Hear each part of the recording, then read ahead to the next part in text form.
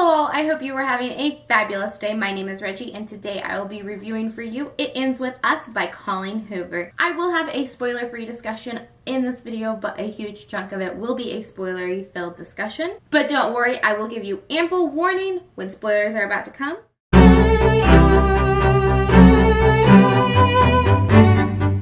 With Us follows our main character, Lily. Lily is living in Boston working at a marketing firm, but has dreams of opening her own flower business because when she was younger, she absolutely loved and took solace in gardening. This book varies in two different points of time. The first is our current day. Lily is a 20-something living her life after graduating college. And the second perspective is going through Lily's journals. And that takes place back when she was about 15 years old. When she was 15 years old, she was dealing with her mom and her dad's abusive relationship. And this journal reflects on her feelings towards that, as well as her first relationship with a guy named Atlas. Atlas was homeless and lived in the abandoned house next to her for a brief amount of time. These letters are cleverly and adorably written to Ellen DeGeneres. So each journal entry starts with Dear Ellen, and she writes the journal entry as if she's talking to Ellen DeGeneres. Even though she has no intentions of ever sending these letters to Ellen, is a cute way to write her journal. And I found those chapters to be some of the most compelling and interesting. But the modern day story is what really took my breath away. And it in fact did take my breath away. This, for me, was a 5 out of 5 star book. If you don't know, my recent interactions with Colleen Hoover's book have not gone well at all. The last Colleen Hoover book I read was Ugly Love. It was my least favorite book I think I have ever read. And it really discouraged me from picking up this book right when it came out. But my friend Stephanie from Pink Lemonade Reads really did love the book and encouraged me to read it anyway. And I'm so glad she did because I truly believe this is Colleen Hoover's best work to date. In our present storyline, Lily starts having a relationship with a guy named Ryle. He is attractive and assertive and sensitive, and he's a neurosurgeon. He has a lot going on for him. But Lily can't help but compare her relationship with Ryle and her relationship with Atlas, and thus we have that narrative hopping back and forth. Why I think this is Colleen Hoover's best work is because I think it tells the best story, it has the best message, it actually has a message, is a huge part of it. And another thing is that I really dislike Colleen Hoover female characters that are spineless and have no agency, won't stand up for themselves, are just there to be a guy's plaything. I feel like the females in a lot of Colleen Hoover stories aren't females you'd actually see in real life, or females that I want to be depicted in books at least. They don't have any facility other than to be in this romantic relationship. Sure, they often have a job, but is it ever discussed? Do we ever see their passion? Not really. In this book, Lily is super determined, pretty successful, and has a lot of passion and agency. She moves the story along, not the guy. And honestly, I think that's the first time I've ever seen that in a Colleen Hoover book. So if you are hesitant about picking up Colleen Hoover books, or you haven't liked some in the past, I think this is one to pick up. It's one to give a try. You might still not like it, but I honestly think this is going to be your best shot at liking a Colleen Hoover book. And I really do think it has some important topics within it. If you do like Colleen Hoover, though, I do think you will like this book as well. I think it still has the love story aspect you're interested in. I just think it has some more interesting, darker, and wonderful topics in it as well. That can potentially open your eyes. One thing I do like about Colleen Hoover is her writing moves very fast. It is very quick paced. She is an author who always gets me out of a reading slump regardless of if I like her books or not. Even when I read Ugly Love, which I detested, it got me out of a reading slump. So I can't fault her for that. I always appreciate that she will get me out of a reading slump. I will read her books in basically one sitting almost every time. And that still held true with this book. I could not stop reading it. I could not stop thinking about it. And I immediately recommended it to 2 of my coworkers who then immediately went out and bought the book and read it and also loved it. All right, let's move on to the spoilery section. So I'm going to give you a warning. This is spoiler section. Spoilers are coming. It's spoiler time. Get out of here.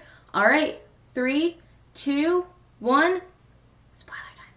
So this story moves at this kind of trajectory that happens in real life where we fall in love with Ryle as Lily is falling in love with Ryle. You might not have fallen in love with him, but you start to like him a lot and you get Lily's attraction to him and you get why she likes him. And then there's the first incident. He starts abusing her. He has an incident and he hits her. And at first I honestly thought this was going to be the thing that was problematic in the book, the thing that made me hate the book, because I didn't know anything about the book. book, and I am one to believe you should go into Colleen Hoover books blind. And I was horrified, and I was gonna be like, no. But it turns out Colleen Hoover was making this the point of the book, and it caught you off guard as it was supposed to. And that's the thing that's so wonderful about Colleen Hoover's writing in this book, is it brings you along the journey with Lily. As she falls in love with Ryle, you fall in love with Ryle. As he hits her, you're caught off guard just like she is, and you're concerned and you're anxious, and you realize things are not as wonderful as they should be. And sure, you might have more clarity than Lily did. When they got married, you might have been like, guys, probably shouldn't do that. I was like,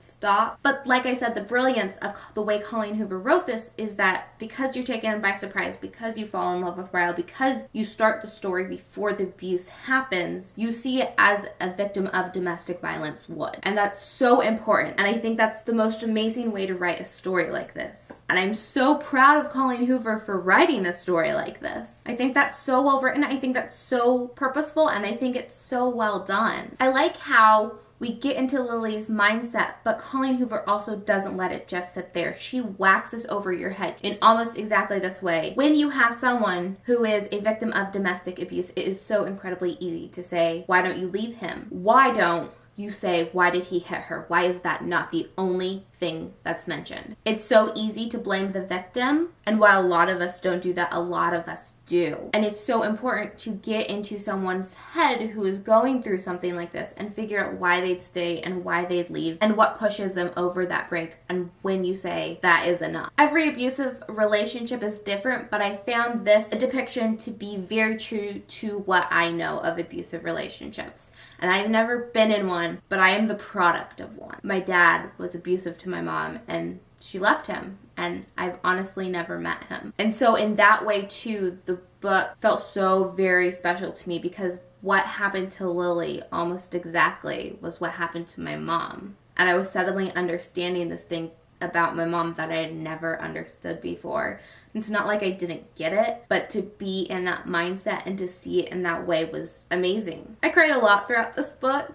I think it's very emotional. I think that's the intent, and I think that is okay. One time I got really emotional but really happy in the book was when Lily eventually did decide to tell her mom what was going on, and she was really scared of how her mom would react and what her mom would say, especially since her mom had gone through an abusive relationship and had repeatedly forgiven her father for it. Lily's mom was super supportive, understanding, and told Lily just the things she needed to hear. She told her about her experience, and they really came closer as a mother-daughter unit. Lily's mom told her that every time she had excused one of Lily's father's behavior, it chipped away at her confidence, her self-esteem, and her ability to get out of that situation. And that, plus the fact that she had recently become pregnant and was thus fearful for her child's safety, helped her finally decide that she and Ryle were not going to work out, and helped give her the strength to leave him. I loved Alyssa and her husband. I thought it was a little weird that Alyssa and Ryle were siblings, but it worked out in the story,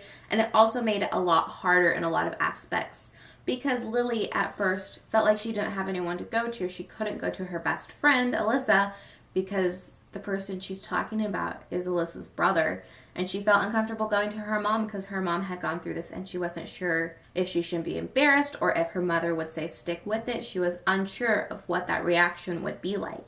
So she felt very alone and very confused. Even though she had seen someone go through this, it was a very different mindset for her being in it. And that's kind of the whole point. We're supposed to see that it's different for the abused. And I really like that Colleen Hoover also didn't demonize Ryle. She didn't make him the villain of the story. He did a bad thing and he can't really be forgiven for that. You can't take that back. But she didn't keep her child from him. They got to stay in contact. She did divorce him, but they were still on a friendly enough basis. They were just not in a relationship. She also gave Ryle this backstory that was horrible and horrifying, but she also talked about it from Lily's perspective. Yeah, what you went through was awful, but that does not give you an excuse. We see pieces of Atlas all over Lily's life. She has a tattoo that resembles him, a magnet on his fridge that was from him. She lives in Boston, which is a product of his suggestion. In fact, it's in Boston. We see them run into each other at a restaurant. And it turns out Ryle has read her diaries, her journals, her letters to Ellen, and is piecing those things together and is furious. And he, again, hits her for that. And that's when Lily said, enough is enough. Because yes, I did those things. I left pieces of another guy in my life, and maybe that was wrong, but that does not excuse in any way you touching me. And she said that to him, and she snapped. And then after that is when she found out she was pregnant. But I was so incredibly happy by that scene. At first, I felt the pregnancy thing was just ridiculous and forced, and like, I was like, oh, nothing like this would ever happen. And then I read the author's note, which we'll talk about in a minute, and I read Colleen's story about how this is based on her mother's experience, and I realized this could just as easily have been based off of my mother's experience, and I realized that exact thing did happen to her, and maybe it's not so far-fetched after all. I sobbed throughout the author's note. The book was emotional, the book was important, but the author's note really got to me when Colleen talks about her personal situation and her mom's history with this, and it just destroyed me. And I understood why she wanted to write this book, and I'm so glad she did. I'm so glad she did it the way she did. I'm so glad she took her time because I think it's important. I also think the way it's written and the way you follow the characters is so important to really understand how domestic abuse happens and how it's not at all what we think about a woman just leaving the second something happens, and how other things can come into that decision. This book wasn't perfect. One of the issues I had with it was the depiction of homelessness. It was wonderful, eye-opening, but it was almost like it was used as a plot device and not as an eye-opening mechanism like the domestic abuse story plot obviously was. And with such an important topic as well, it just felt kind of cheap. But I'm glad it was there because it did still talk about how these situations aren't necessarily by choice, and that was still a very important thing to convey. I just wish we could have gone into that a little bit more. There are other things I would have liked from this book, other issues I've had with it, but honestly, they're not worth discussing because what I liked so much about this book and what is so important about this book outweighs those things for me. That is all I have for today's video. If you enjoyed it, give it a thumbs up. You should also comment down below and let me know if you've read this book, what you thought of it. Subscribe if you haven't already, and I will see you in my next video. Bye.